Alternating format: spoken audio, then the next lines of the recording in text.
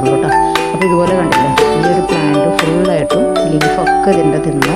അപ്പോൾ നമ്മൾ ചെടികൾക്ക് ഫെർട്ടിലൈസർ യൂസ് ചെയ്തിട്ട് കാര്യമില്ല കേട്ടോ. നമ്മളിടയ്ക്ക് ഇതുപോലെ ഒന്ന് ചെടിയൊക്കെ ചെക്ക് ചെയ്താൽ മാത്രമേ ഗാർഡനിൽ പൂക്കളുണ്ടാവുള്ളൂ. അപ്പോൾ ഈ ഒരു ചെത്തി ഇതിൻ്റെ ലീഫൊക്കെ ആകെ ഉണങ്ങി സ്റ്റെമ്മൊക്കെ കഴിഞ്ഞ പോലെ ഏറ്റവും ഹെൽത്തി ആയിട്ട് നിൽക്കണം. കണ്ടപ്പോൾ നോക്കിയപ്പോൾ ഇത് കണ്ടില്ലേ, ഒച്ചില്ലേ, അതിങ്ങനെ ഇതിൽ പറ്റി പിടിച്ചിരിക്കുകയാണ്. അപ്പോൾ ഇത് ഫുള്ളായിട്ടും ചെടി നശിപ്പിക്കുന്ന ഒരു സാധനമാണ്. അപ്പോൾ ഇത് ഈ ചട്ടിയിൽ നിന്ന് എനിക്ക് 3 മരം ഇതുപോലെ കിട്ടി.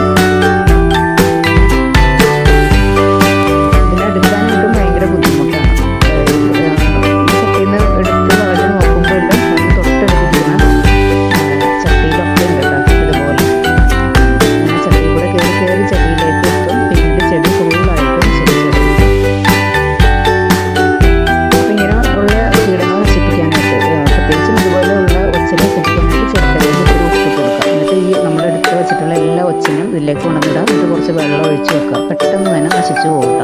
അതല്ലാതെ നമ്മളിതിൻ്റെ മണ്ണിലേക്ക് കൊണ്ടുപോയിട്ടുണ്ടെങ്കിൽ ഇതൊക്കെ മണ്ണിൽ നിന്ന് തന്നെയാണ് വീണ്ടും ഉണ്ടായി വരുന്നത്. അപ്പോൾ അങ്ങനെ നശിപ്പിക്കും. മണ്ണിലേക്ക് തന്നെ കൊണ്ടുപോയിട്ട് കൊല്ലുകയാണെന്നുണ്ടെങ്കിൽ വീണ്ടും ചെടികളിലേക്കൊക്കെ എത്തപ്പെടാനുള്ള ചാൻസ് കൂടുതലാണ്.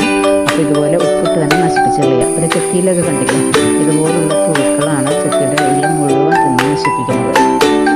അപ്പോൾ ഇടയ്ക്ക് മഴയില്ലാത്ത സമയത്തൊക്കെ ഗാർഡനിലേക്ക് ഇറങ്ങിയിട്ട് ഇതുപോലെയുള്ള കീടങ്ങളെ എടുത്ത് കൊന്നു കളഞ്ഞാൽ മാത്രമാണ് ഗാർഡനിൽ പൂക്കൾ നശിപ്പിക്കുന്നത്.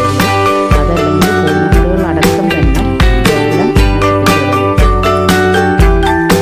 ചെത്തിയിലൊക്കെ നിറയെ പുഴുക്കളും ഒക്കെ ആയിരുന്നു. ഈ മഴക്കാലത്താണ് കൂടുതൽ ഇതുപോലെയുള്ള പുഴുക്കളൊക്കെ വരുന്നത്. അപ്പോൾ നമ്മൾ ഓരോ പ്രാവശ്യം കീടങ്ങളെ പിടിച്ചിട്ട് നമ്മൾ ഉപ്പൊക്കെ എടുത്ത് പോയി എടുക്കാനൊക്കെ നമുക്ക് മടിയാകും. അപ്പോൾ നമ്മളിതിൻ്റെ പറമ്പിലേക്ക് ഇട്ട് കളയും. കണ്ടോ, ഈ ചെടിയൊക്കെ ഫുള്ളായിട്ട് തിന്ന് നശിപ്പിച്ചു. അപ്പോൾ ഞാൻ നേരത്തെ ചെയ്ത പോലെ ഒരു ബോട്ടിലോ അതുപോലെ ചിരട്ടയിലോ ഒക്കെ വെള്ളം